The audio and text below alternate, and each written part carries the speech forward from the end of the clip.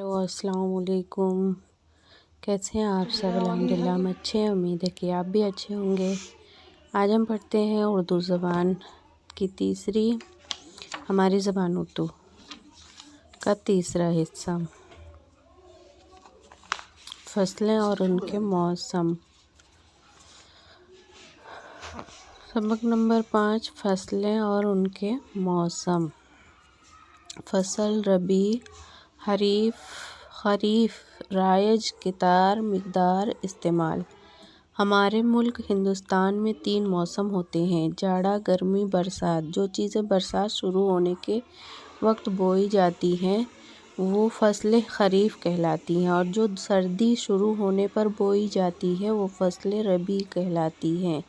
कुछ फसलें जो माघ या फागुन में बोई जाती हैं और बरसात शुरू होने के वक्त काटी जाती हैं उनको फसलें ज़ायद कहते हैं।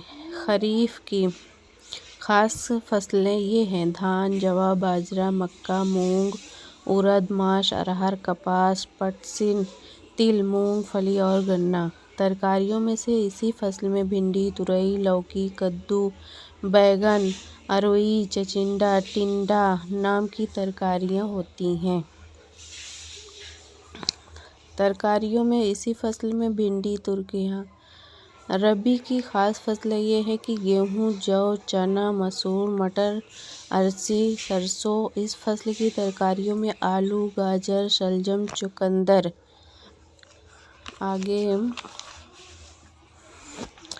चुकंदर, गोभी, मूली और फलियाँ ख़ास तरकारियाँ हैं। फसल ज़ायद में तरबूज, खरबूजा, करेला, ककड़ी, खीरा और भिंडी हैं। बीज बोने के तरीके। हमारे मुल्क में बीज बोने की कई तरीके राइज हैं।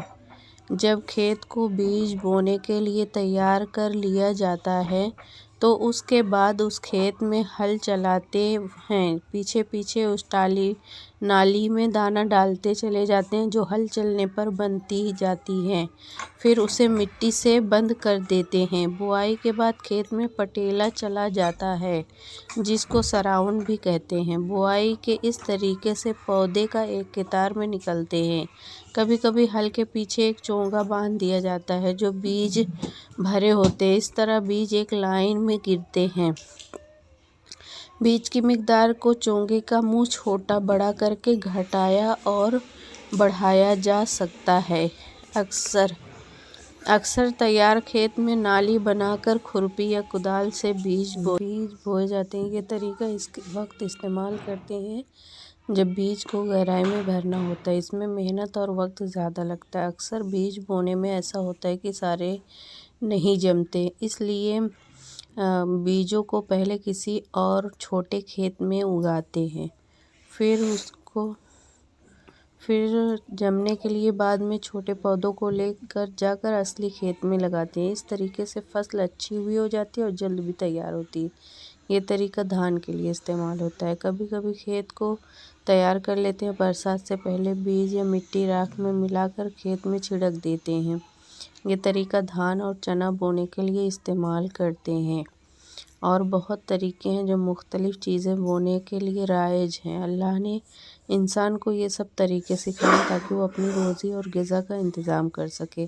बस हम सबको अल्लाह का शुक्रगुज़ारी अदा करते रहना चाहिए और उनके हुक्मों पर चलना चाहिए। बेशक अल्लाह ताला हर चीज़ पूरा करने वाला है, उसके हुक्म पे चलना चाहिए। अब हम कल पढ़ेंगे आगे सबक वर्जिश, सबक नंबर 6 फ़कत। अस्सलाम वालेकुम, जज़ाकल्लाहु खैर।